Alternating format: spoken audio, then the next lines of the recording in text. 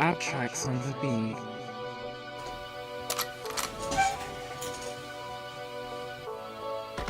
Meet up in New York City. I am Abby Harris, your host today. What up, what up? Welcome to Beyond the Blockchain. I am your host, Abby Harris.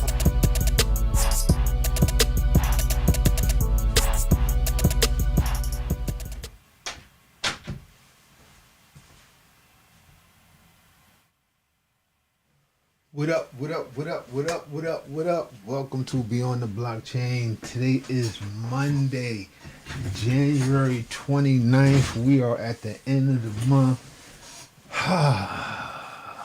How's 2024 working for you?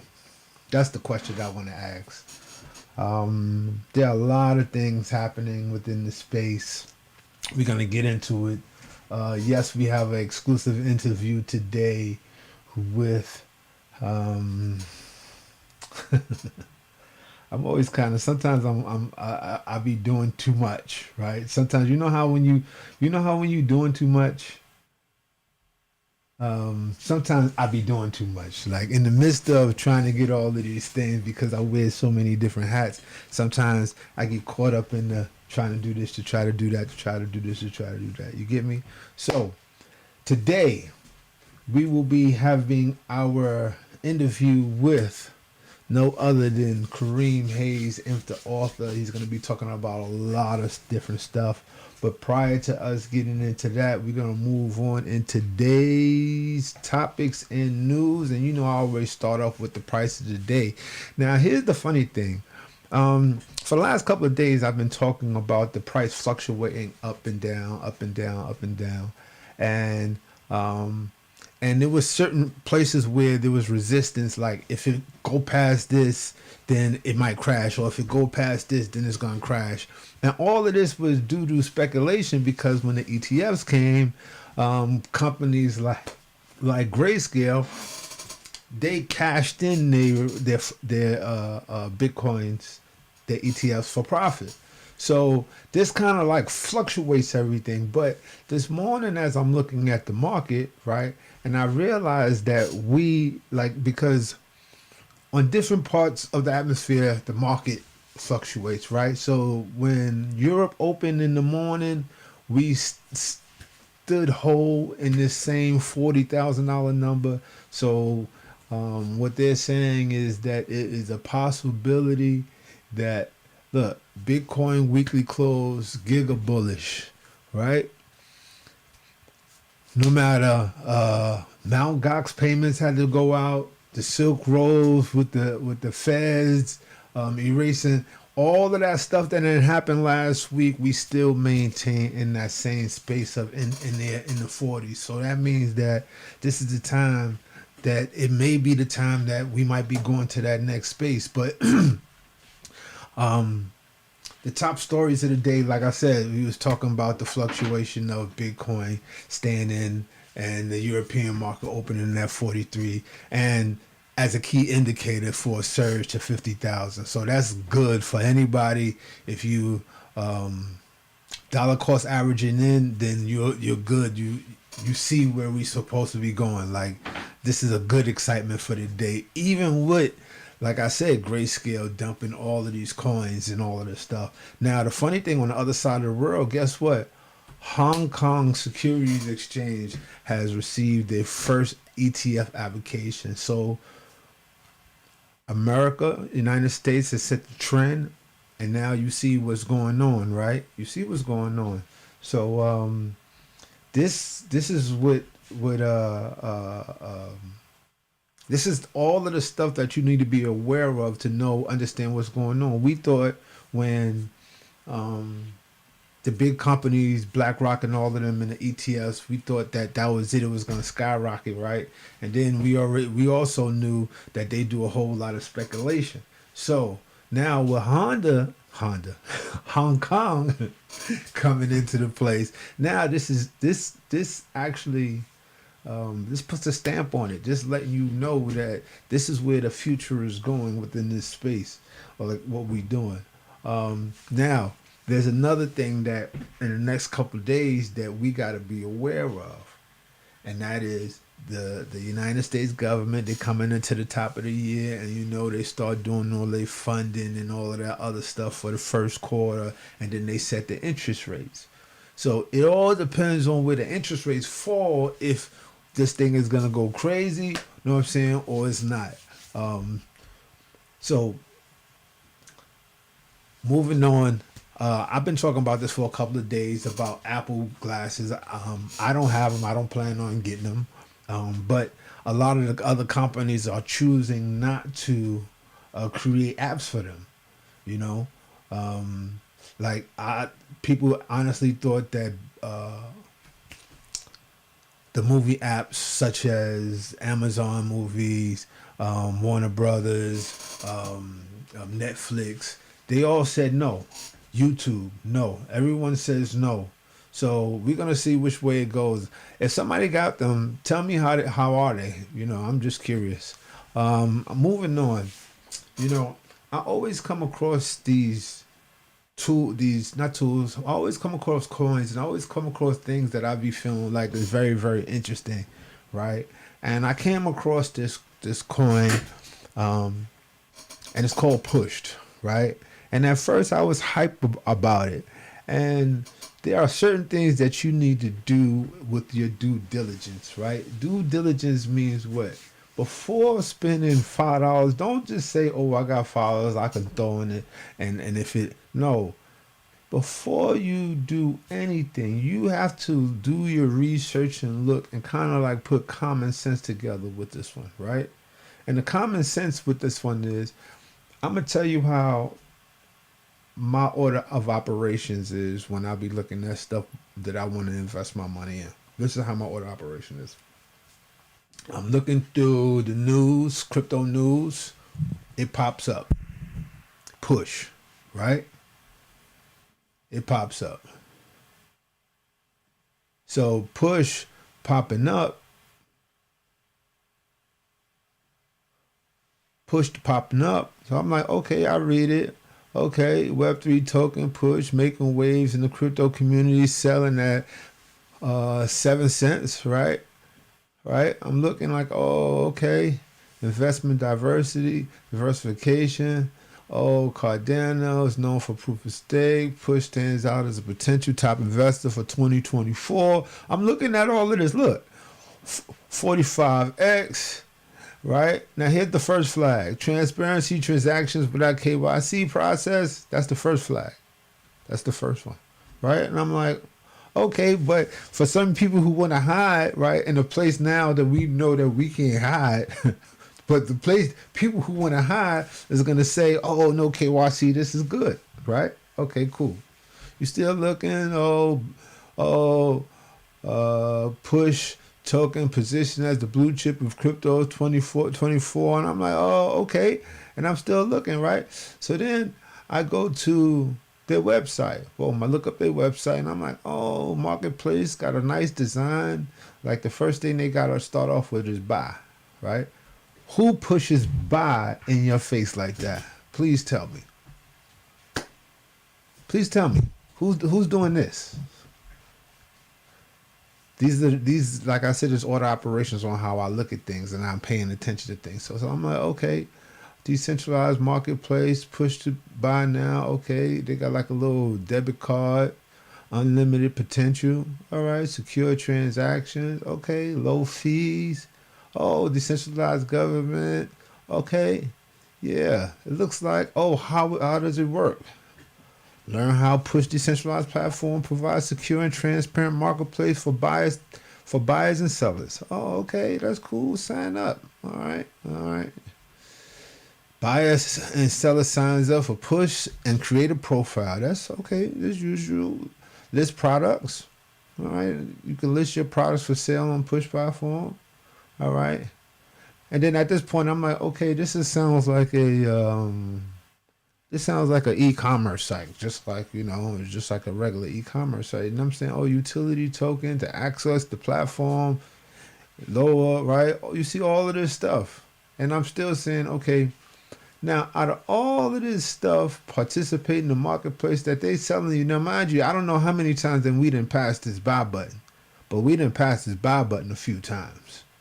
When people put buy in your face like that, it is for a reason like that, right?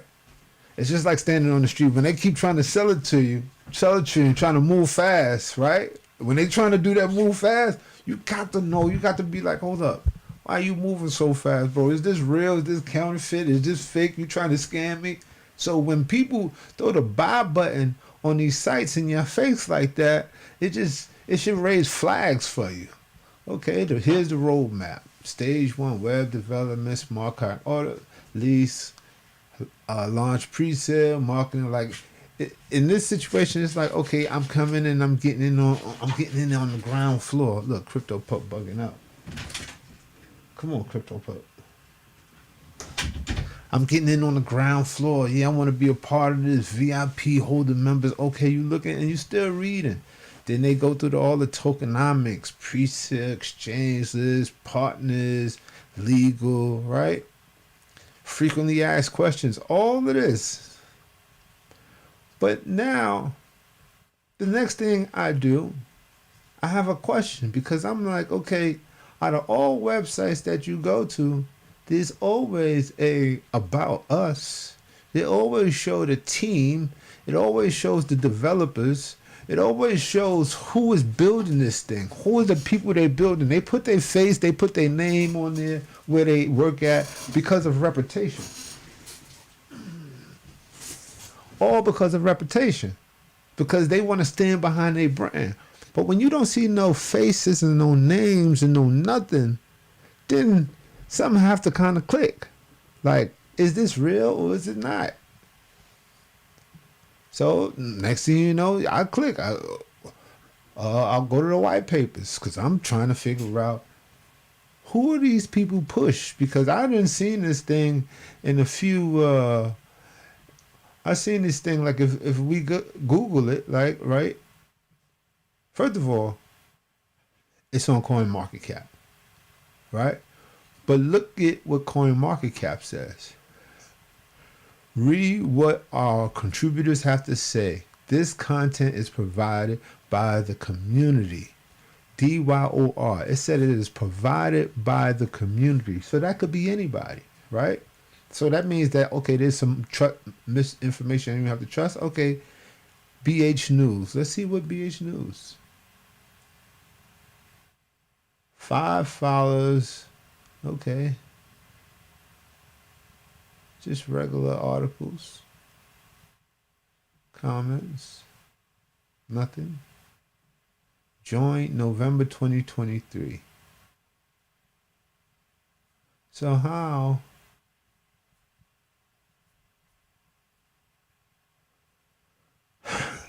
My point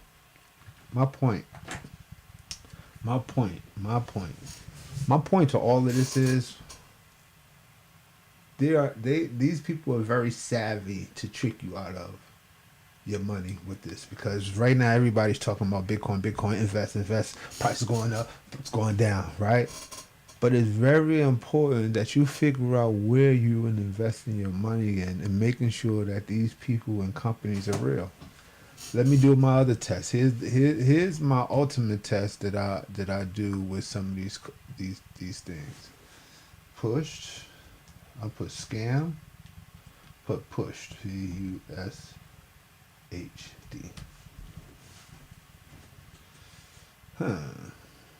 Let's go. Let's see what comes up, guys. Meme coin. Vague white paper. Unrealistic promises. There you go. Anonymous group in Telegram. Anyone invest in this? Okay, we're going to see that. I want everyone to be aware because these type of things happen. Anyone invest in this fraud. Says the fact they made a cell phone private says it all. Avoid. Found this just in time. Thanks, bud. I love investing. Laugh out loud. I was tired and I thought it was a gamble, but hadn't noticed it's an outright scam until I put my money in. Lesson learned. That's a hard lesson learned. That is a hard lesson learned. as we move on, we move on. So, for all those, do your own research. I just showed you live online how I do my own research of something that had came up in my view, and I thought it was something that maybe I could get on to in its earlier stages. But here's the rules and the lessons to this. People who stand by their work, stand by their craft, put their name and their self out there. They don't have nothing to hide. Once you start going into the website, forget about the greed. That's what gets a lot of people right now. They thinking about getting to the moon. It got to be step by step. Forget about the greed. The greed would have had you. You see that man, what that man said? That man said, what did he say? Look at this. I invested. Laugh out loud. I was tired. I was very. Look, there's nothing else to be said. Like, you know. But why give them your money? There's no reason. You shouldn't. Just stay away from those. But we're going to move on to this next topic. You know, I have this thing about AI. You know, I have a love-hate relationship with AI. I do. I really do. It's good, and then it's bad. It's funny that Universal Music Group are the ones who kind of put out the fake Drake record and those other records. And they did it as a test. This is funny. This goes to show you that that strike that they had in Hollywood may somehow make its way into the music industry. Because I actually like this. Actually, if you get a chance, look this up in the New Yorker, read the article. But like I said, I got a love-hate relationship, and they got all of this stuff where they are just taking artists and they doing the new Elvis and they doing all of the voices, and it's actually you think it's coming from some computer nerd sitting in the room that doesn't have anything to do. No, it's coming from these big companies and corporations to figure out how to use your likeness in AI to capitalize on it, right? To capitalize on your intellectual properties, your voice, your name, your likeness. It's all a part of your intellectual properties. These are the things that have value. These are the things that they make money on with data and everything else. You feel me? So it's funny because once again, my love and hate with AI, right? Here's the thing that they use to actually create this fake voice.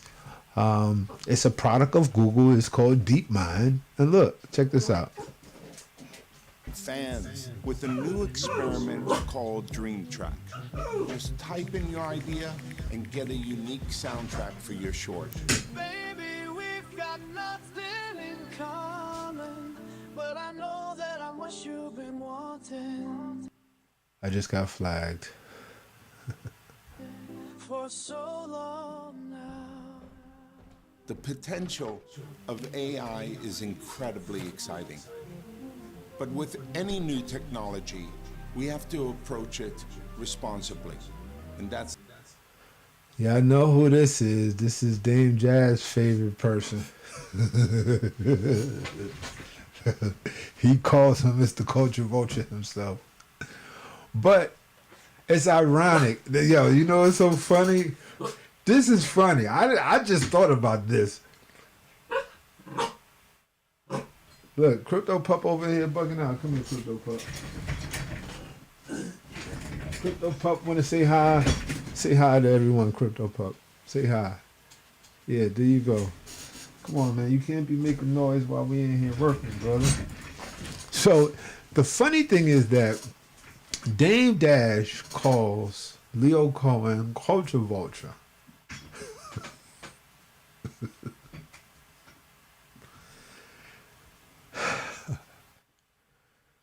Leo Cohen is introducing an AI that can create voices out of your voices, and it can generate high quality music instruments with voices and come on now, this is like, this is funny. I don't know, I didn't do this on purpose, but Dame Dash calls this man a culture vulture, right? But when you look at, like, I understand that certain people become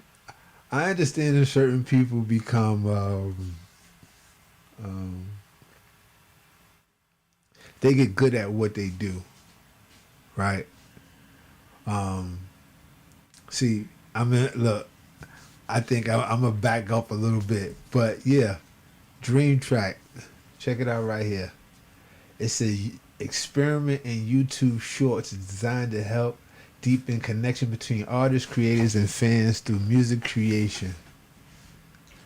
Where they're gonna clone your music creation. So speaking about that, right? There's a movie, right? Because everything is they cloning, right? There's a movie. It's called Surrogate. I don't know if you got a chance to see Surrogate, but like the Terminator is getting ready to be a real thing, and this Surrogate is gonna be a real thing. Check this out. Hold up. Yeah, check this out.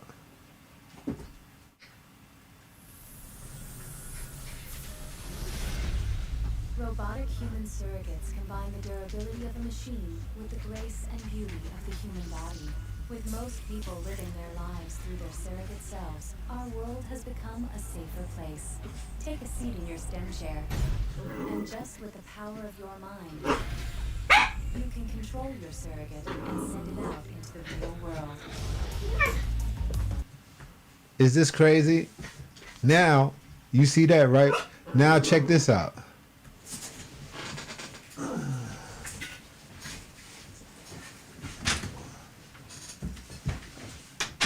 Sorry guys, I had to keep Crypto Pup out here and here. He doing too much. Now check this out. IQ avatar system enabling remote, fully immersive embody of humanoid robots. This is Surrogate the movie, right? This is the Surrogate the movie. Here we go right here. Look, check it out.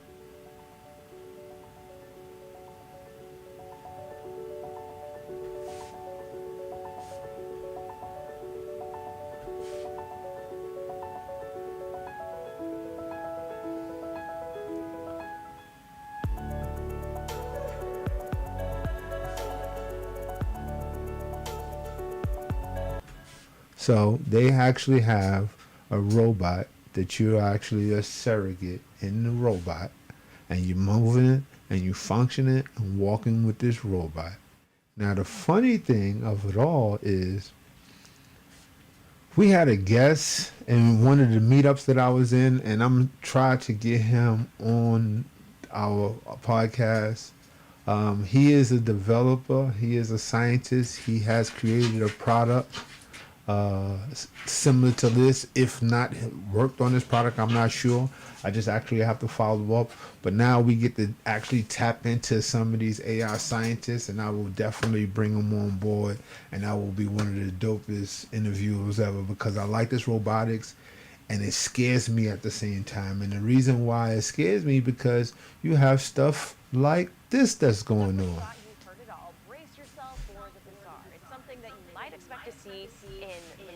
Robot or the Terminator, but this scenario jumped right off the silver screen into a car factory. Chief Transportation correspondent Nikkei Beeler is here now, and Nikkei, a new report was just released about a robot going rogue in a factory and injuring a worker. Yeah, and drew blood. Wow. In the process. This is wild. Now, see, here's the thing.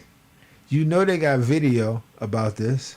They have video because everything has video, but you know they ain't gonna release that video of that machine attacking that man. Right. If this isn't the most bizarre thing, I really don't know what is. It is hard to believe this could happen in real life, but a software engineer was attacked by a malfunctioning robot. Yeah.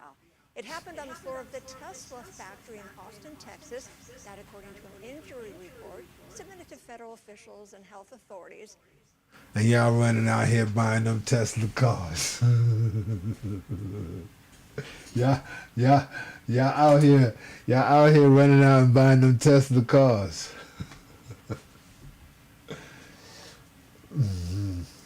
Y'all out here running and buying them Tesla cars. And y'all gonna be the first one with a Tesla robot. There's a movie, I'm gonna find another movie. All of this stuff has happened in the movie. Small houses that attack you, robots, iRobot, surrogate, that you can control the robot, the Jetsons we talking with the watch, we already there. But it is Beyond the Blockchain podcast. That is today's daily. I come on every day at 10 a.m. and I talk about everything that's happening in the Web3 tech space and in the news to blockchain and everything. But on Mondays are very special days. The reason why Mondays are very special days is because we have special guests. And today's special guest is no other than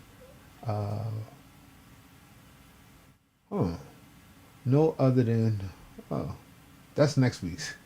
It's no other than did I mess this up today? Yeah, I did. Hey guys. I actually didn't cue the video up. So what I'm gonna do right now, I'm going to cue the video up for you guys. In the meantime, just give me 2 seconds. But going back to robotics, I'm be honest, it makes me very nervous, very uncomfortable. But with these robotics, what the potential is, good and bad. We got good and bad characters everywhere, right? But our good and bad characters everywhere, our good and bad characters everywhere are in human nature. But this isn't human nature. And then sometimes, a lot of times, it be circumstances that cause the situations that you may get into, right? Or things may happen, like different circumstances. Circumstances change the world a lot of times, right? It make you think different.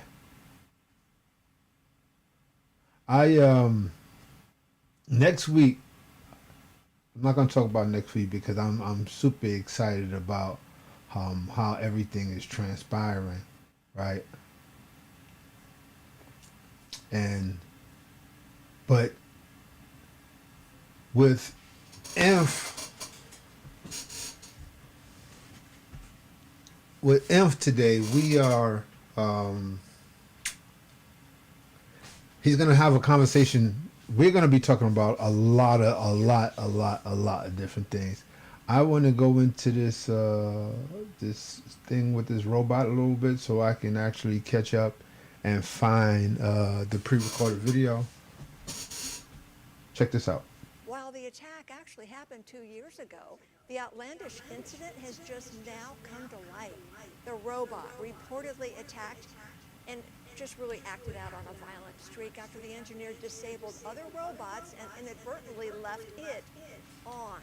Reports say the robot pinned the engineer and sank its metal claws into its back and arm, causing serious injuries, leaving a trail of blood on the floor. Now, the robots were designed to cut car parts from cast pieces of aluminum. The engineer was just programming the software and turned 2 of the other robots off to work on the machines. But the rogue robot was accidentally disregarded, unintentionally left operational, and perhaps displayed its dislike for the disabling of his Android associates. One can only wonder what in the world prompted the attack. You can't make this stuff up. It is just like out of a movie, but it always is the question, right, of robots' sense of awareness, and can they eventually turn on us? Again, it's a sci-fi movie, but what a terrifying incident for that person. Well, just for grins and giggles, I called Tesla or reached out and said, well, what happened to the robot? I didn't hear back, probably the scrapyard. And I wonder if the employee is still at work, because that would freak you out. Right.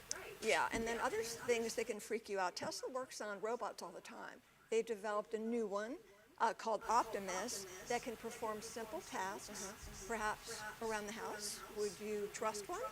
don't know, maybe not after that. It sounds great because we know we have busy lives and it's awesome to automate those, but I think I would pass on that one, especially after this. And definitely as a nanny.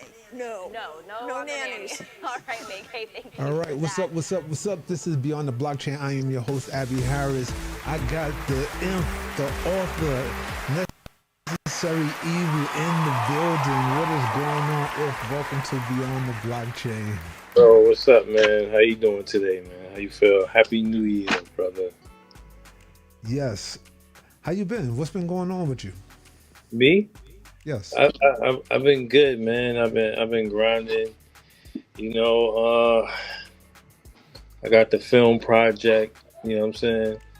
No, we gonna get into all of that. You know, we have history together, so our show is gonna be just a little bit different than usual because we can actually put on a calendar the time we met and some of the accomplishments that we did and we had along the way, right? Because we've been all in this thing, and there's a lot of accomplishments, a lot of movements. So I always start off with the 5 W's.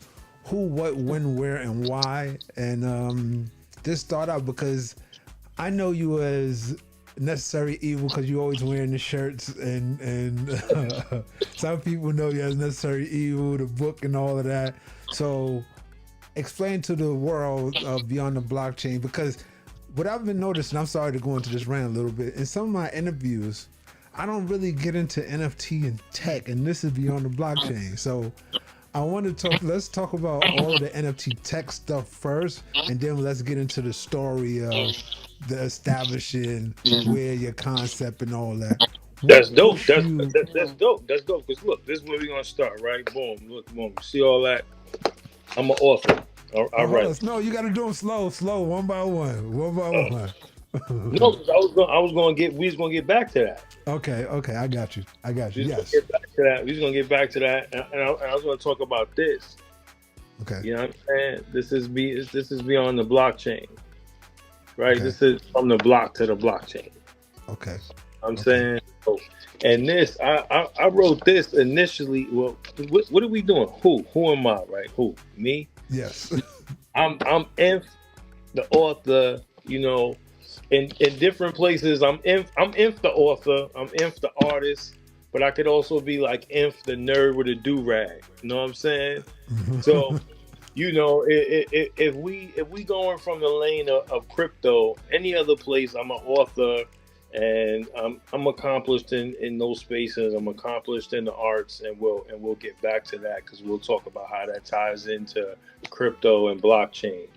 But as an individual, the way I got into, like, say, crypto and blockchain was like around, you know, I was in video games back in the day, but to tell you the truth, I liked comic books and that stuff and metaphysics. Like high science, I loved information. You know, gadgets was cool. Different softwares was cool. If that software could help me do art, that's all I really cared about. You know what I'm saying? Or it could help me type faster. If it's some shit where I could put headphones on and then I could say a book. You know what I'm saying? Or I like stuff like that. But other than that, I wasn't into, like, say, tech. But with crypto and blockchain, it offered like an unconventional means of investing. Because one of my mans was like, yo, buy some ETH. So at that time, ETH was like 300. You know what I'm saying? It was like 300. So I'm like, 300? I'm talking to my wife. So we bought a couple, you know? And it went to 12. Hold on. Because you just flashed the pride, because in our hood where we from, somebody just say buy some ETH. It's like, what? ETH? What do you mean ETH? What is ETH? How explain that? Like, you know what I'm saying? Well, ETH, ERC20 tokens. How I understand it is, I mean, I know there's like layer 1s, layer 2s, layer this. I'm not the layer expert guy, you know what I'm saying? But what I know is, like, you know, there's Bitcoin, there's Ethereum, there's Cardano, ADA, which is something I personally believe in. I've been staking Cardano and ADA for like years. You know what I mean? Because I don't want you to go over. I just want you to go into when your man told you to buy ETH, and what made you say, okay, we're gonna throw some money at it? That's that, and once again, you mentioned your wife, so that's another issue that have to be able to in that belief. Well, because it was intriguing, and to tell you the truth, how it really happened was I had like five grand. Everybody else I knew was doing like those scams, those what you call it, those those you know what I'm talking about? With the port of water and all of that. The scam like when during the pandemic scam. Everybody has some port of water and multiplier funds, and it was like Ponzi schemes central. Yeah, and all this different, like people were trying to get like checks from the government and all this stuff. Like I knew people that was doing a lot of that stuff, and me personally, I was like, man, I want to do something else, and I want to do something right, and I know I could do it from my home. You know what I mean? And when I saw just ETH by itself, when I saw that when I put money into it, it turned into more money. I started to investigate. So when you say you put money into it, like you got $300 in your bank account, like how did that work? Did you just like, how did you find what platform to put it in? Even though your man told you, did he really direct you? I mean, yeah, but how I looked at it was like, I went on the laptop and just did it myself. So it's like Coinbase research. Do your own research. Coinbase. What else? Coinbase, Binance, Kraken. All these different platforms. KuCoin. Yeah, KuCoin. They have a bunch of different names. I don't know their names. I just know how to get on them and how to maneuver through them and bust open different wallets and sometimes I don't, because I'm not. It's so much other stuff that I do. Mm-hmm. So what I knew I needed is a basic knowledge on how to maneuver it and how to apply it to my life, because I knew that it would be everything. I knew it just wouldn't be a little thing. I knew it would be everything. It would like just from my basic knowledge. Like even people who are watching this show, and I think I understand why Ab, and I'm so proud of you, brother, because of how you're interviewing me. I see your evolution. You know what I'm saying? Because it's a real interview where you're really taking this somewhere. So well, just the thing is, people hear crypto all day, all night on the news, but they don't have a person that looks like me or you that comes from where we come from to say, okay, somebody go, oh, such and such FOMO, and you be like, FOMO, what is FOMO? Like, no, FOMO is called the fear of missing out. Like, that is a real thing. Going back to your book. It's all in here. It's all in here. And I don't even want no money for it or nothing. It just comes with you buying into the brand. If you fuck up with me, you could get one. You know what I'm saying? It really, even if you download it online, it's $3. That's how you know I wasn't trying to get nothing for it. You know what I'm saying? So but, I'm sorry because you got me hyped.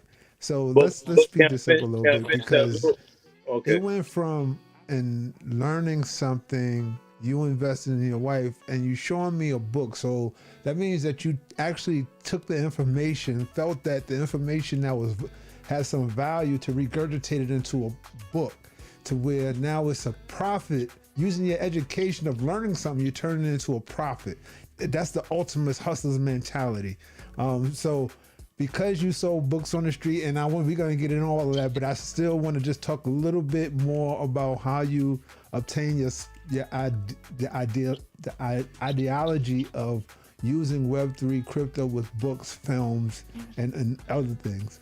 But I just want you to just talk about how we just walk into just this space to make you say, okay, I've been in here for the last 7 years, 8 years. I've attained certain amount of things, like, because a person from the block standing on the corner looking and says, man, I don't believe it, because I still have my homeboys to this day. And we've known each other about 3 years now, something like this in this space.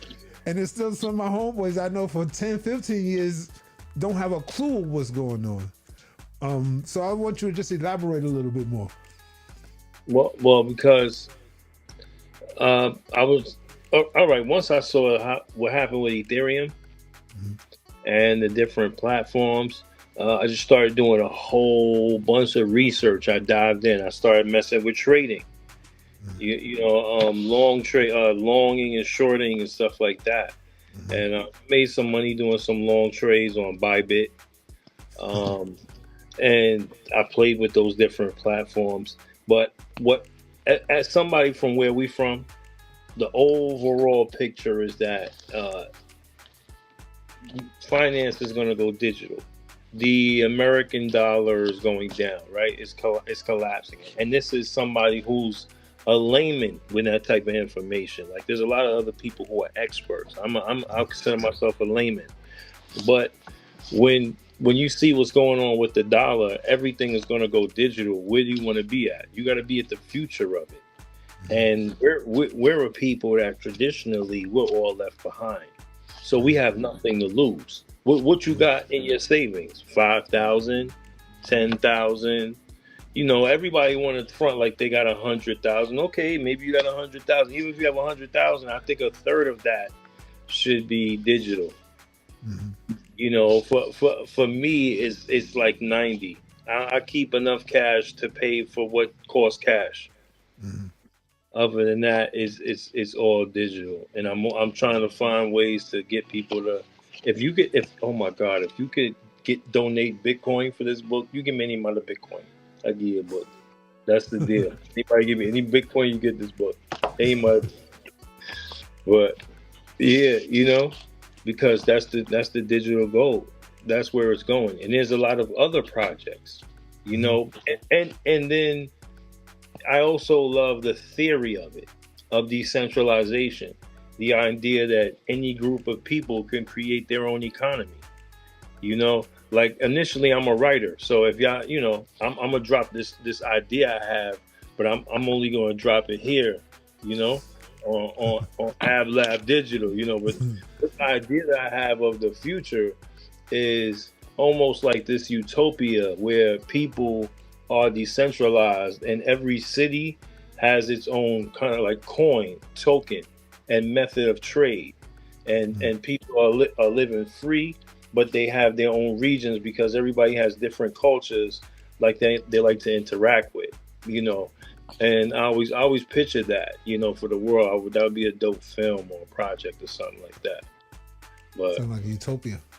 That sounds like a utopia. Yeah. But yeah, just seeing where everything is going, man. I knew that Bitcoin is the move, and I got my wife into it, and she sees how it's rising. Like, when you cut all the fat, cut all the shit, and then, at this point, I don't stare at all. Like, I don't watch all the videos, all the stuff that give you all the fever, and you be all emotional and stuff like that. I don't do that. I don't do that. When I first got into it, I lost like half my beard doing that, just picking my finger. So I'm like, and then I look at the statistics of trading, and I was like, okay, 1 out of like 99, 90%, some shit, like 10% of people who trade get money. I was like, do I want to fight those statistics? Like, what I mean? Like, I don't want to be a rapper.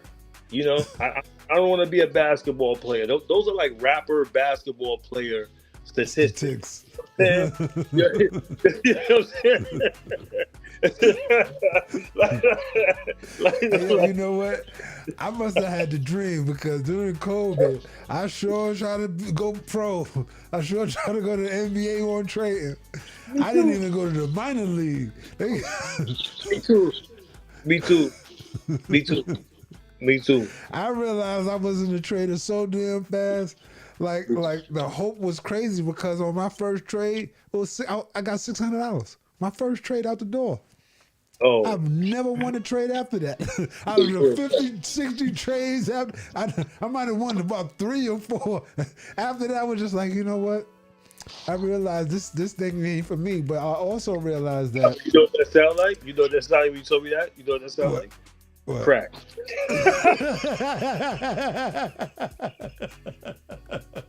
It was like the first time. I made $600. Yeah. I know you was like, yo, this next time it's gonna be like $20,000, $50,000. Hey yo, and imagine I started buying bitcoins and Ethereum. Ethereum was $40, right? And it was like maybe 2015. We was buying all of this stuff, and then COVID hit. I got mad, and I ain't even look at my accounts no more once that COVID hit. And then one day I just went and looked at my account. And I was like, oh really? This was this thing did? And, and I'm watching somebody. I'm like, yo, you can make $100 a day. Oh yeah, you can make $100 a trade. That's all I want to do. If I could do trades and make $100 a day, that's my number. I tried, man. Tried. And with me trying to hold on to that money that I had. And that's how I started my initial investment, you know. And then I had gotten into NFTs because I had bought like little pieces of land. And that's the other part of how it started. I was convinced. I was like, yo, buy this land. It's like a black man compelled. You never had no land. Get some land, black man, in the digital land. Get some land. Funny thing is, that's how I end up even getting to CM. It's because I was buying land on OBR, and I've been trying to figure out who I can talk to for the project, and I'll just start bouncing around and end up there. So you started purchasing land. What made you start purchasing land? Because I wanted, because my kids playing games. I was like, yo, I want in. Yeah. Say hi. Say hi. Say hi. Big now. I love you. So the kids was in there. What game was they playing? Roblox? Yeah, Roblox. Yeah, Roblox and all that different stuff. Oh, what's the other one? Yeah, Fortnite. That's the popular one. And then the different skins. And the idea of skins and the idea of NFTs and the idea of what NFTs and the idea of what NFTs mean. Like earlier this morning, like my brother, he's a filmmaker. I'm a filmmaker too. So I'm talking to him and he's like, well, what's an NFT? Because I'm telling him, yo, we still going to drop the NFT. We still going to do it. Even though the market is you know what I'm saying? But it's the thing is, it's not going to be like the NFT. It's going to be like Necessary Evil, the NFT. That's like a side dish. You know what I'm saying? Yeah. As opposed to what I was thinking before. You know what I'm saying? But you know, he was like, "What is it?" And I was like, "Man, it's a non-fungible token. You know, it's a piece of information that can't be changed. And when you give it to somebody else, you can't falsify that document. So if that document is attached to the copyright of a book, once you pass that copyright to somebody else, that's it. It's on the blockchain. It can't be erased. It can't be tampered with, like a paper document or like most digital documents. Right? It can't be falsified. Right? So, and there's all the different like implications that come with that. So that's a part of my understanding of the technology.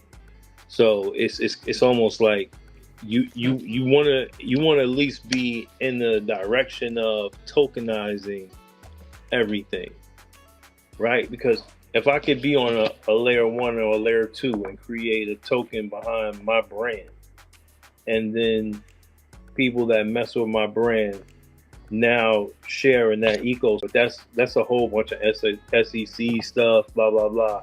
But like, say in a perfect world, right, where the SEC ain't messing with you, if you could possibly do that, you know, that would be dope. So, quick question: what's the difference between having your NFT or membership? Oh, your NFT or a membership? Yeah, because you could just say, you know, I got a membership. Why do I have to actually use the word NFT? And the only reason I use that, I'm putting it out there like that because in the space that we in, we know that NFTs have gotten a bad name from scams and so on and so forth. So you having a membership to Necessary Evil or the film, what's the difference? Like, you feel what I'm saying? Like, does the membership have the same value as an NFT? And I'm only putting this out there for all those who's just like getting a gist. Well, membership is dope, but what the thing is that it's funny because the NFT straddles the line of membership and stock, right? And what we really wish that was that we could make the NFT more like a stock. But if we made it a stock, well, basically, yeah, they could sue you. They could sue you, right? If you said it, if you like in a perfect world, this is what I would do for my projects. I would say, yo, here's the NFT, and then as long as you buy this NFT, you own some of my project, and you get to keep this dope piece of art. But holding this dope piece of art means as long as I make money, you make money.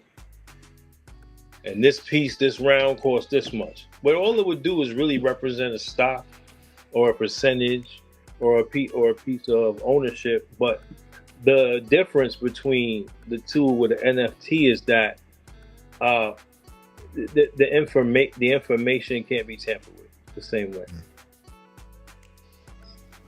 You know, So the benefits to an NFT and a stock is that an NFT has more use cases than a stock.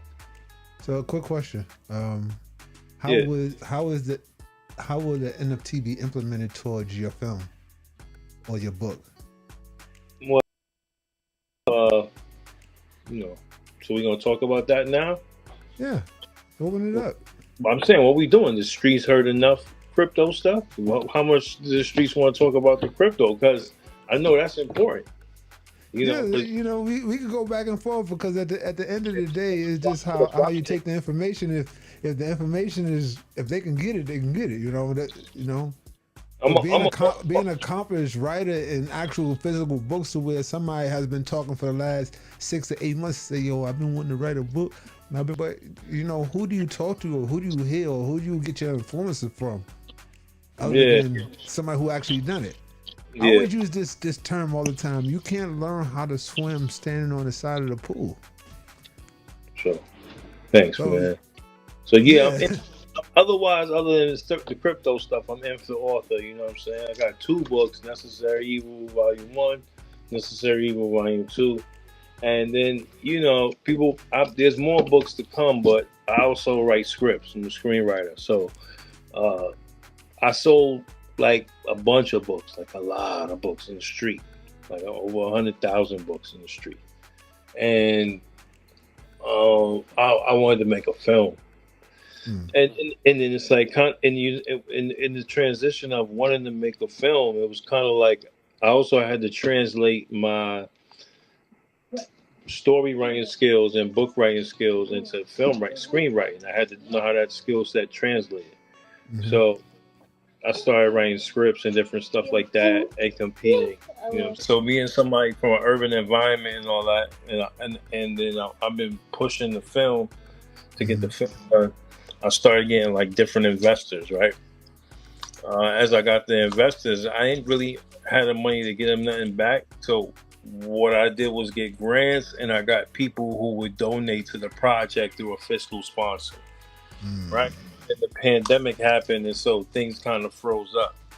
But out of the pandemic, I learned my crypto information that I sat at home and basically taught myself, and then learned how to teach my wife. How to invest, how to maneuver, how to grab different wallets, how to assess different coins, how to judge and measure the market, really sticking to a DCA type of methodology, but then in that crypto space with the mindset of where we come from as hustlers, and this is where I met Ab, I said, yo, I'm gonna get somebody out of here bread for my film. And that's how I was thinking. So I was moving. It was like an event, and it was an event I found online because I was like, I gotta find people to socialize with this information that I've been fucking with in my crib. And I had one dude that was my mentor, but my information And where I was going with it, you know, because I had made some money here and there. Mm-hmm. You know, the different money I made was like I had invested in things like little things like little startups, little startup companies. One time I made like $5 grand off of a company that was like share our information on social media.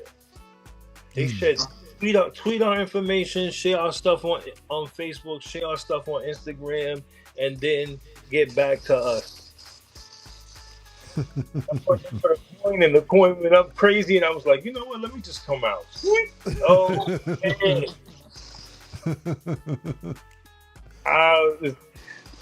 So I used to be up all day, all night, man. But at the end, you would lose. But what I learned is you find you all right? You gotta go to the bathroom. Yeah, I'm a family man. You know what I'm saying? But yeah, man, when I saw all that, I'm like, nah. So this was something. That's good that he's home. He'd be able to help me. Something that you said that it kind of sparked some interest. Usually people have ideas on creating films, and films are expensive, and you got to find out where you're going to receive and get the money. So having an out the box thought on the process of going to get the money. Yo, and take this film and take him in the room. I'm having an interview. Help me with that. And figuring out how to use the technology to get investors or VCs, right? That was a different thought process. What made you go into that thought process to say, yo, OPM, other people's money, for those who don't know what that means? Going back, because initially I was asking you about some people come up with ideas and concepts for films and movies, but don't understand how the process of going out and getting the money and finding investors. And you came up with a different thought process. What was your thought process to say, yo, I'm gonna go out and find other people, find VCs to invest in it, and I'm gonna start my NFT process to have people invest in my project, to execute my project? But initially I looked at the crypto and the thing as a way of money, and I like the information. But yeah, I said I'm gonna meet somebody. I didn't really know how I was gonna do it. I just knew I was gonna meet somebody, and I did.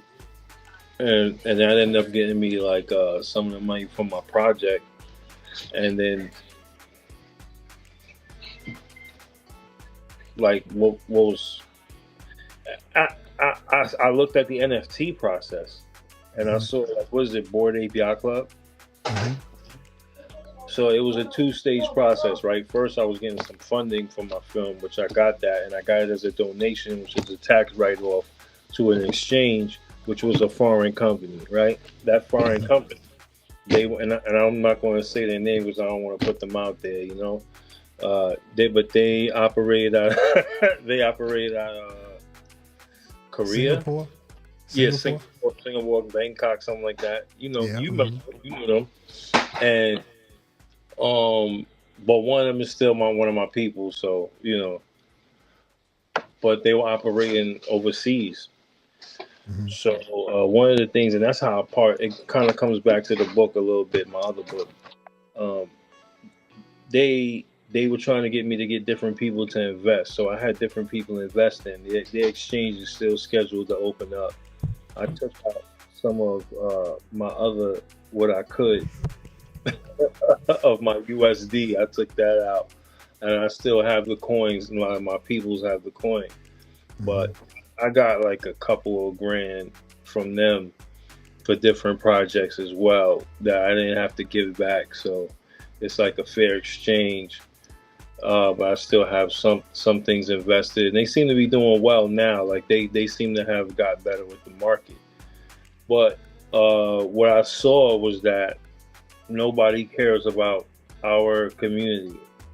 You know, once I got in that space and I started socializing, right? Because on top of that, when I looked at the Board Ape Yacht Club, right? Because I told y'all how I got some of the funding for the film, and I met a different class of people and started socializing with them.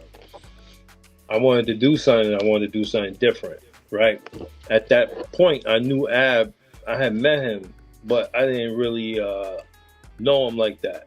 But he was kind of like the other brother in the room, and I could tell he'd been there for a while, and he'd been established.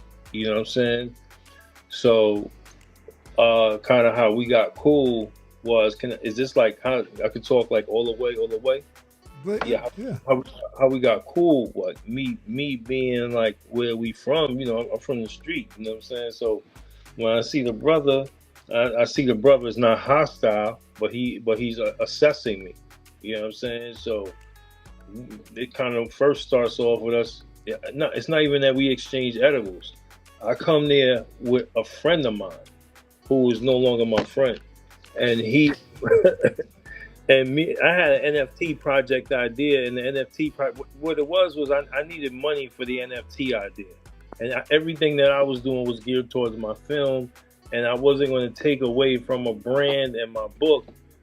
You know, everything that I had established over the years, I wasn't going to take away the money that I put in that and the DCA money that I had put into different crypto projects like SRP, Cardano, some Bitcoin, some Ethereum. I'm not touching that. My land, I'm not touching that.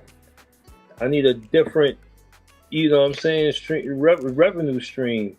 So let's see what this thing is, this concept. And I'm a writer. I come up with concepts all the time. Bored Ape Yacht Club? I'm hip hop. facts. I'm hip hop. So all I need is somebody that got the bread, and we could do this, and I'll educate them about the information. You know what I'm saying?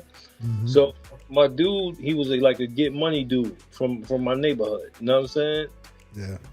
We had got along when we had less. You know what I'm saying? As usual. and like, I tried to bring him into the space, but he ain't listen. But he went somewhere out of town, like he was in Miami or something. He met a white boy, and the white boy was telling him about it. So when he came back, I was giving him information because you know he's a get money dude. So I'm telling him, yo, put your money into this. Just put a couple dollars into this. Trust me. You know what I'm saying? And I have those conversations with people all the time, and some of them don't believe it. All the time. So this is how it leads into me and you too. This is what I'm saying. So I brought him to that space because I had already ate. We from the street. You know what I'm saying? I come there, I ate. Oh, so now I ate. I got it on Smash. I got different people. You know what I'm saying? I think me and you, I had already gave you an edible, and you gave me an edible. We was that type of cool. We was like, we was on some, yo, I'll give you an edible, I see you. I'll give you an edible, I see you. You know what I'm saying? We cool like that on that level. But then peace offerings. Yeah. But then one time he came and he had a different type of attitude. And the way he moved, I came back. Like I had to leave him. Well, hold on. Let me just say this for people who don't understand. The hip hop, rap, gangster stuff does not work in the tech space because everybody over here, no one's over here is mad. Everybody over here got some type of money or building some utopia or solving some type of problems. It's not like the people were just mad or intimidated because the truth of it is, and it's really, I'm glad that this is that type of show that transcends those different spaces because the truth of it is that behavior doesn't belong anywhere. It's the truth of it, right? Like, what you acting like that around your own people for? I met up with this. I met up with you. A dude that my man was acting funny with. I ended up being in his crib doing pull-ups. Hold on, before that, I got you some $2,500 tickets, and we met billionaires together. Yo! Yeah. I'm like, what's wrong with y'all? This nigga cool as shit. So you know what I'm saying? But you a Harlem dude anyway, so that's like the Harlem way. You know, I was born in Columbia Presbyterian. My pops, you know what I'm saying? I went to my hall. You know, I went to G Dub. You know, I lived in Washington Heights. You know what I'm saying? So that's part of what, you know, where I get the flavor from. You know, I really was in Harlem when I was like 15, you know, 14 and all that. So, yeah, man. But yeah, when I started going there and kind of just networking and moving with different people and then hearing different stuff with different projects, you know, and like connecting with you and then cutting off the fat, right? Because uh, even with his project, it got to a point where, you know, what I sacrificed was time and flavor and ideas. But this is something that I say all the time to people is that, you know, an idea for me is like it's like a drop of water from the ocean. You know, you could steal it, but 90% of people don't execute. No.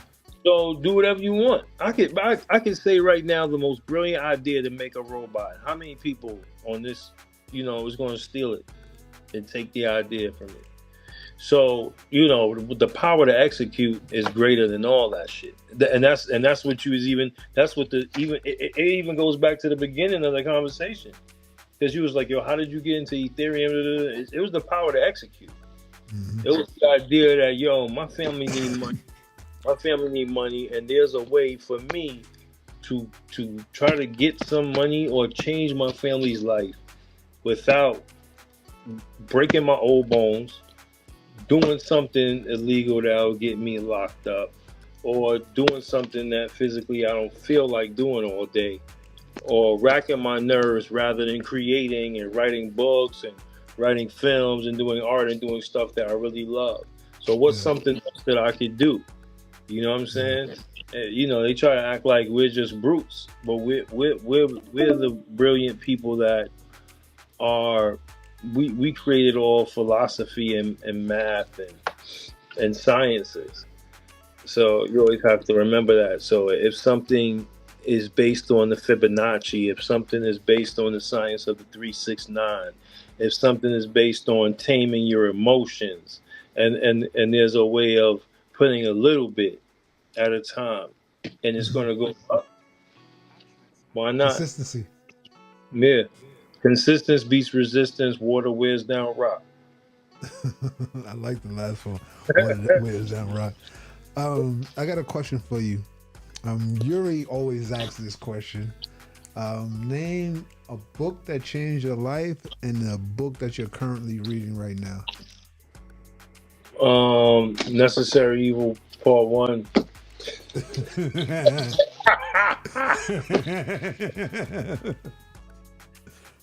There's this book. Oh, I forgot. I'm also published too in this poetry book, Whispers from Beyond. Oh. Yeah, from Beyond. It's my newest joint. Well, man, book that changed my life and a book that I'm reading now. Yeah. Dang, man, there's so many books that changed my life, man. Just name one that goes up top. The autobiography of Malcolm X, yo. Okay. that just it really changed my life. I mean, you know, in the crypto space, Rich Dad Poor Dad, that definitely helped with the shift. Okay, because we short on time. We probably got like about 10 more minutes left, so I want to kind of speed up. I want to talk about all your books, your project, when your movie's coming out, and how they can support you. Oh, you can support me by going to inftheauthor.com or kareemhayes.com. That's my name.com, inftheauthor.com or kareemhayes.com. You can go there and buy my projects. My book is called Necessary Evil. Necessary Evil Volume 1. Necessary Evil Volume 2 is loosely based on a lot of my experiences and the growing pains associated with a spiritual awakening. So it's one part street, the other part spiritual. right? You did you see the whole film yet, bro? No, I did not. I was gone once Oh, you is it? had your released. Yeah, so the release was sold out. You know what I'm saying? The release was sold out, and it It was was it was in Harlem, correct? yeah, it was in Harlem at the Schomburg. You know, Harlem came out, Queens came out. You know, Congrats. then we had another one at Queen in New Jersey, Mm. and the one in New Jersey, you know, I won this award. You know, this is it says best writer. I won this award, Dope. but Dope. we aside from this best award, we had best film, best lead actor. You know, so and it's only been in the film festivals like what since like the end of last year, the mid part of like since October of last year. So we're looking to show it again in February. You got to come to that. That should be in New York. But yeah, the film the film is it's like 30 minutes. So we're gonna stretch it and do the full feature film. Okay. And in the Are, process to do the full feature film. are you going to Tubi or any of the digital platforms? That's what we're looking to do. That's what we're looking to do. But you know, the other idea too is that if I could raise the money, which the idea of raising the money and actually filming the project myself, will give me ownership. So if we can do that through an NFT platform, that would be really dope. So that's part of the idea, right? You know, Yeah. and if you buy the NFT, you also get this physically. And then if I had a way to show you the artwork that I have is crazy. And the artwork has a theme, right? I have all the characters from So the all film. the characters in the movie is the actual NFC. Yeah, Dope. All right, dope. I have different versions of them and stuff like that. So then I have versions of me. I have versions of the director. You know what I'm saying? That's really dope. I think I'm gonna have to do a version of Ab and get him involved in the project as a brand ambassador. Of course, you know, with everything that supports my people. On that note, thank you for tuning in. Thank you. Really appreciate you. Go find the movie Necessary Evil. Go find the books. And like I said, I wanted to bring Amazon too, man. It's on Amazon, man. Necessary Evil by Kareem Hayes, KareemHayes, Hayes. You know, KareemHayes.com, inftheauthor.com. Yeah, I wanted to bring a guest on here who was actually. Say that last one again. Ad Lab Digital. I wanted to bring a guest that was actually swimming in the pool on the side. A lot of people who stand on the side talking about what they're doing and a lot of this make up Star Wars stuff and NFTs, but to actually have somebody to do a project, to go through some of the problems, finding problems, solving problems, to actually obtain the goal. And that's one of the reasons why I've reached out to Kareem Hayes to bring him on.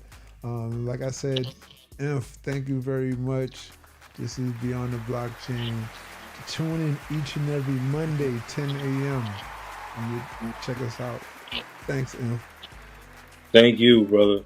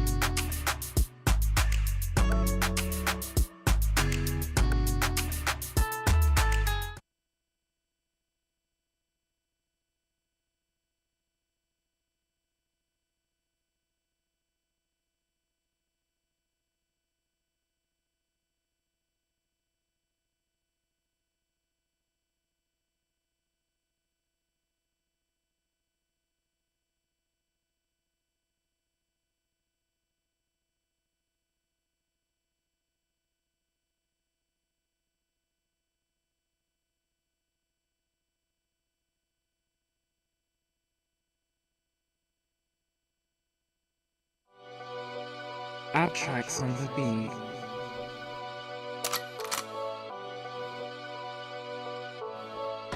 Meet up in New York City. I am Abby Harris, your host today. What up, what up? Welcome to Beyond the Blockchain. I am